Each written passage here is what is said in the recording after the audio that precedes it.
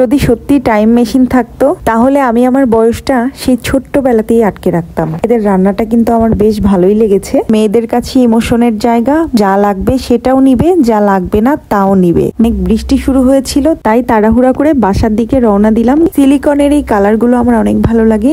আসসালামু আলাইকুম everyone, welcome to my new video. আজকে আমরা একটু বাইরে যাচ্ছি, কিন্তু আরাশ আমাদের সাথে যাচ্ছে না, ও ওর নানার সাথে বাসায় থাকবে। তাই আমরা একটু মেহেরিশকে নিয়ে বের হয়েছি। আর আজকের আকাশটা দেখুন কি সুন্দর লাগছে, মাশাআল্লাহ। গতকাল আরাশ ওর নানু বাড়ি থেকে এসেছে ওর নানুর সাথে, তাই ওর আর বেরোতে ইচ্ছে করছে না। ও যেহেতু অনেক ছোট আর লম্বা একটা জার্নি করে এসেছে, মূলত আমরাও আর এই জন্য ওকে নিয়ে আসলাম না। আর আমরা একটু নিউ মার্কেটে যাচ্ছি। নিউ মার্কেট মানেই তো এলিফ্যান্ট রোডের জ্যাম। আজকেও তার ব্যতিক্রম কিছুই ছিল না।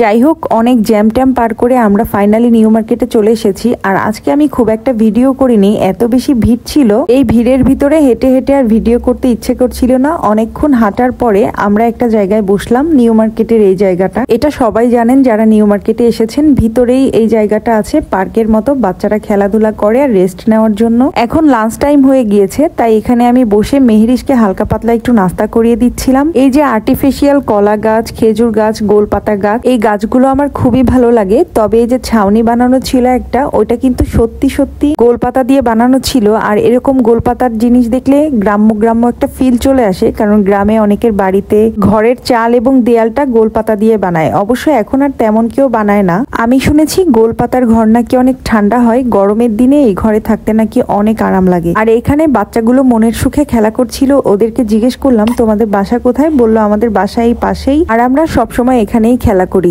আহা জীবন, তাই না? এই বয়সটা চলে গেলে আর কখনো ফিরে আসবে না। আর এখনই তো সময় খেলা করা, আনন্দ করা, ছুটে বেড়ানোর। আমরা চাইলেও আর ওদের মতো করে মন খুলে ছুটতে বা খেলতে পারবো না। যদি সত্যি টাইম মেশিন থাকতো তাহলে আমি আমার বয়সটা সেই ছোট্টবেলাতেই আটকে রাখতাম। এখন যেহেতু লাঞ্চ টাইম, তাই নিউ মার্কেটের একটা রেস্টুরেন্টে আমরা লাঞ্চ করে নিচ্ছি। এখানে আমরা দুইটা মোরগ পোলাও নিয়ে নিয়েছি। এদের রান্নাটা কিন্তু আমার বেশ ভালোই লেগেছে।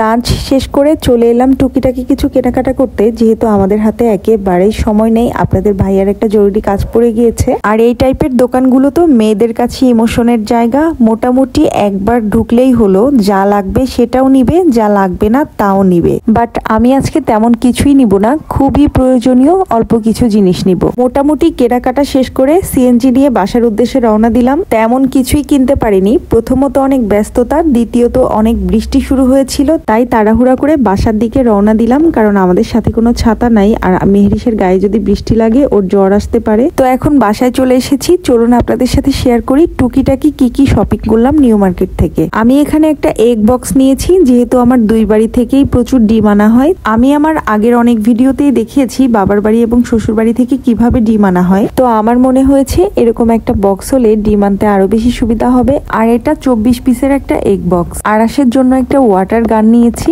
একটা স্পুন হোল্ডার নিয়েছি। ব্ল্যাক কালারের স্পুন হোল্ডার আমার কাছে বেশি ভালো লাগে, তাই ব্ল্যাক কালারটাই নিয়েছি। একটা ছোট স্টেইনার নিয়েছি, আর একটা কাঠের স্প্যাচুলা নিয়েছি। আমার কাঠের স্প্যাচুলাটা নষ্ট হয়ে গিয়েছিল, তাই কাঠের একটা স্প্যাচুলা নিয়েছি। আর এখানে সিলিকনের একটা স্প্যাচুলা আর একটা অয়েল ব্রাশ নিয়েছি। সিলিকনের এই কালারগুলো আমার অনেক ভালো লাগে। এখানে আমি একটা পিঙ্ক আর একটা স্কাই কালার নিয়েছি। এদিকে আরাশোনা তার ওয়াটার গান পেয়ে তো অনেক বেশি খুশি। ও বলছিল মাম্মা এর ভিতর পানি দিয়ে দাও। আমি সবাইকে এভাবে পানির ফায়ার করব। আর বাচ্চাদের জন্য কি কি কিনলাম সেগুলো একটু আপনাদের সাথে শেয়ার করি। খুব বেশি কিছু কিনতে পারলাম না, আগেই বলেছি। আরাশের জন্য মোটা দেখে একটা টি শার্ট নিয়েছি। আমার মনে হয়েছে এখনো শীতের কাপড় সেভাবে বের হয়নি। ছেলেদের তেমন কোনো ড্রেস আমার ভালো লাগেনি, তাই আরাশের জন্য তেমন কিছু কিনতে পারিনি।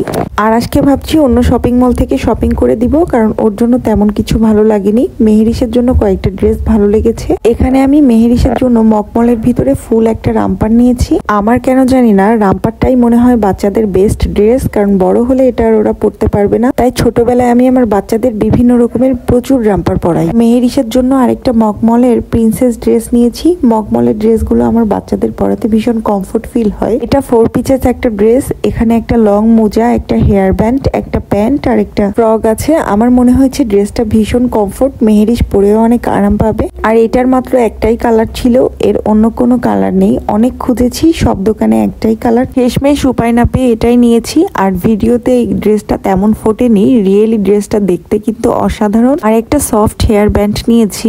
মেহেরিশ হওয়ার পর থেকে আমি আর ওর পাপা যেখানেই হেয়ার ব্যান্ড দেখি একটা করে হেয়ার ব্যান্ড কিনে নিয়ে আসি মেহেরিশের জন্য। মেহেরিশকে হেয়ার ব্যান্ড পরাতে আমার ভীষণ ভালো লাগে। তো আজ এখানেই শেষ করছি। সবাই ভালো থাকবেন, সুস্থ থাকবেন।